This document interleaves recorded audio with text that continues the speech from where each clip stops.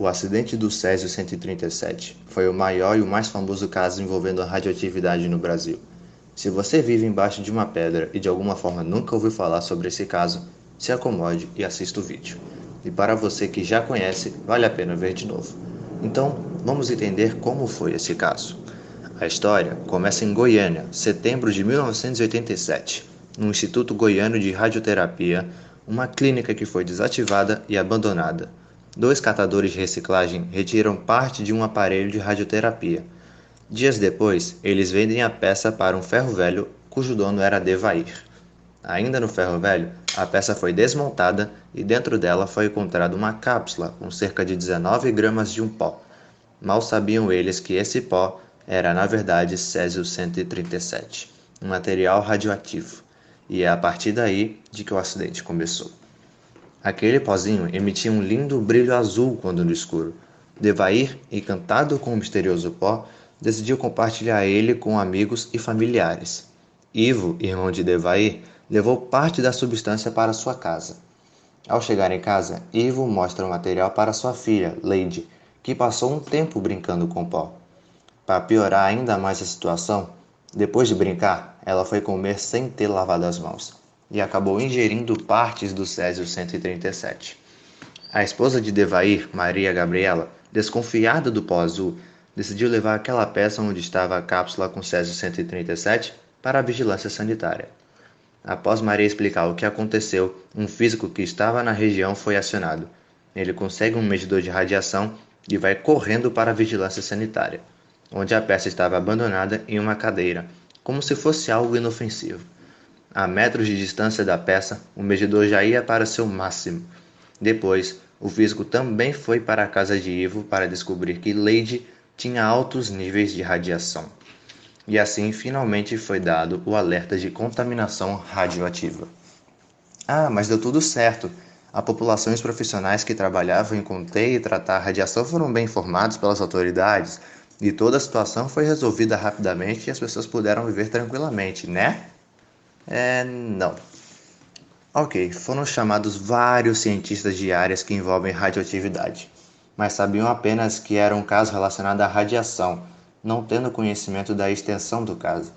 De qualquer maneira, as testagens da população começaram, para ver quais pessoas tinham sido afetadas. Porém, como os dados não foram passados para as pessoas entraram em pânico.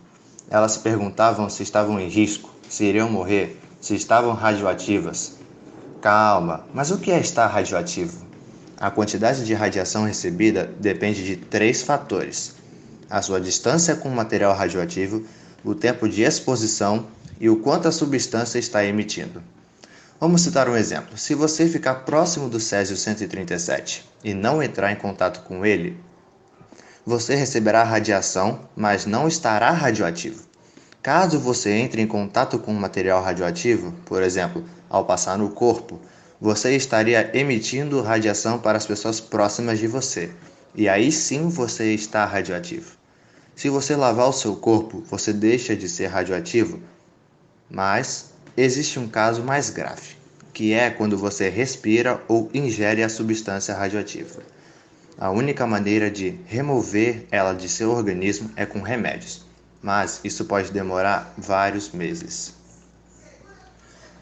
Dessa forma, para esse caso, os especialistas determinaram 3 vias principais de exposição à radiação: inalação do material suspenso no ar, ingestão de alimentos contaminados e irradiação externa devido ao material depositado no ambiente.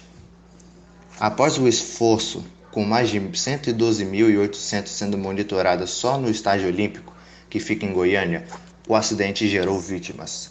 Algumas morreram por ficarem muito expostas à radiação, como a Maria Gabriela, a Lady e outros 2 funcionários do ferro velho de Devair. Devido ao alto nível de radiação que apresentavam, tiveram que ser enterrados em um caixão de chumbo lacrado. Outros morreram anos depois por consequência indireta do caso ao desenvolverem depressão, como Ivo, que começou a fumar, e Devair, que se tornou alcoólatra. No total, cerca de 1.600 pessoas foram diretamente afetadas pelo Césio-137. Além disso, esse acidente não fez nada bem para Goiânia. Após o evento, alguns moradores colocaram sua moradia para vender e deixaram o local, mas o valor dos imóveis foi reduzido por causa do medo da população da presença de radiação no local. Ainda em relação ao medo da radiação, Goiânia acabou sofrendo certa discriminação, o que dificultou o acesso aos serviços, educação e viagens, ocorrendo também uma queda em geral no comércio local. Atualmente o cenário já mudou, a cidade já se recuperou economicamente, já que com o passar do tempo as pessoas passaram a perder o medo da radiação. Além disso, aquelas vítimas que foram afetadas pelo Césio-137 e ainda estão vivas continuam sendo monitoradas pelo SCARA, o Centro de Assistência aos Radioacidentados. E os objetos, animais e plantas que foram de alguma forma expostos ao Césio-137 estão armazenados na cidade de Abádia, de Goiás, revestidos por uma parede de 1 metro de espessura feita com chumbo e concreto. O acidente com o Césio-137 foi há mais de 30 anos, mas suas marcas duram até hoje. Uma mistura de falta de conhecimento e competência em lidar com a situação e também uma dose de azar resultaram no evento que conhecemos hoje. Porém, sempre que uma situação parecida a essa ocorrer, podemos olhar para trás e perguntar: o que foi feito de certo e de errado? Assim, fazendo com que um evento igual ou maior esse se repita. Calma, não saia do vídeo ainda. Se você gostou desse vídeo e do tema, confere aí o resto do canal, que temos mais alguns vídeos envolvendo casos interessantes de radioatividade. Por hoje é só isso mesmo, valeu, até a próxima.